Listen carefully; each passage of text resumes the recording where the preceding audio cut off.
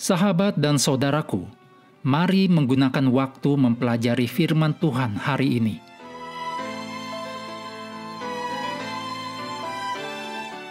Jumat 3 Oktober, ini adalah bagian pendalaman untuk judul pelajaran Resep untuk Sukses.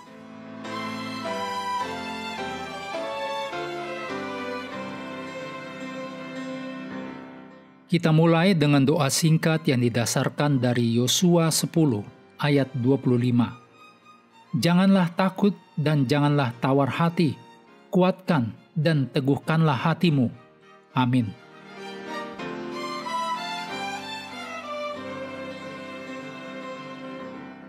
Bacalah tulisan Ellen G. White, judulnya Menyeberangi Sungai Yordan, dalam buku Alfa dan Omega Jilid 2, halaman 83-89.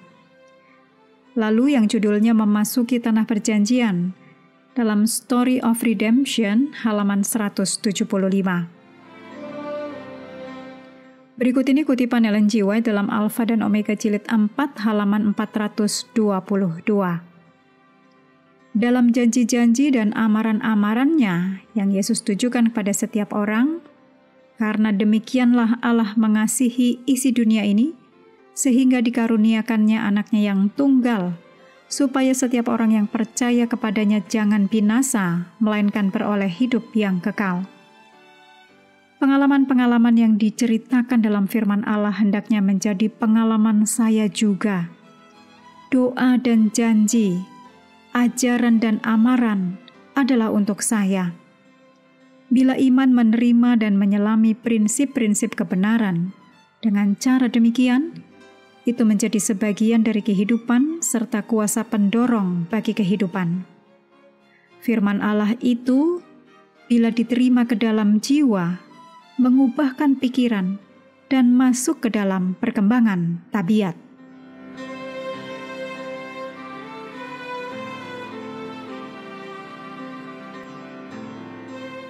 Berikut ini kutipan dari tulisan Ellen G. White dalam judul Faith and Works, halaman 19. Tidak ada hal yang perlu dipikirkan dengan lebih sungguh-sungguh, diulangi lebih sering, atau diteguhkan lebih kuat di dalam pikiran semua orang, selain ketidakmungkinan manusia yang telah jatuh ke dalam dosa untuk mendapatkan apapun melalui perbuatan baiknya. Keselamatan sepenuhnya hanya melalui iman kepada Yesus Kristus.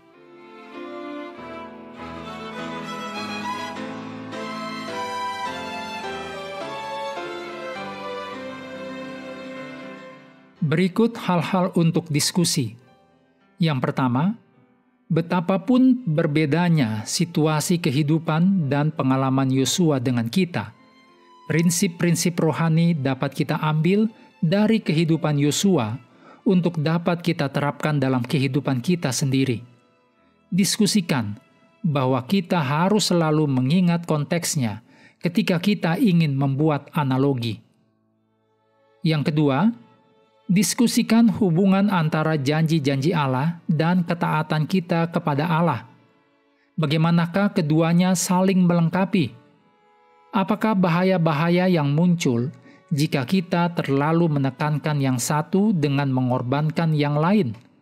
Yaitu, bahaya apakah yang muncul karena meninggikan hukum Taurat dan merendahkan kasih karunia?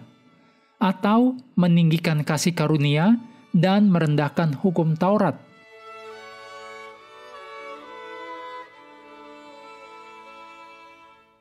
Yang ketiga, berdasarkan pelajaran pekan ini, diskusikan, mengartikan kesuksesan dari sudut pandang Alkitab dan posisi kemakmuran dalam definisi sukses menurut iman Kristen. Yang keempat, bayangkan bagaimana perasaan Yosua ketika mengikuti Musa. Diskusikan janji yang diberikan Allah kepada Yosua yang pasti menopang dia dalam tanggung jawabnya yang besar, seperti dalam Yosua 1 ayat 5. Seperti aku menyertai Musa, demikianlah aku akan menyertai engkau. Aku tidak akan membiarkan engkau dan tidak akan meninggalkan engkau.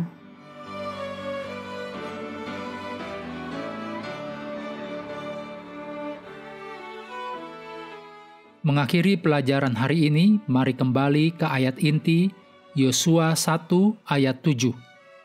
Hanya kuatkan dan teguhkanlah hatimu dengan sungguh-sungguh. Bertindaklah hati-hati sesuai dengan seluruh hukum yang telah diperintahkan kepadamu oleh hambaku Musa. Janganlah menyimpang ke kanan atau ke kiri, supaya engkau beruntung kemanapun engkau pergi.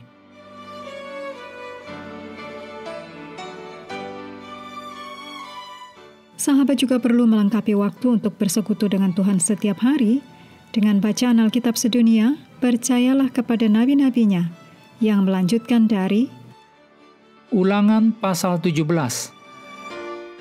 Tuhan memberkati kita semua.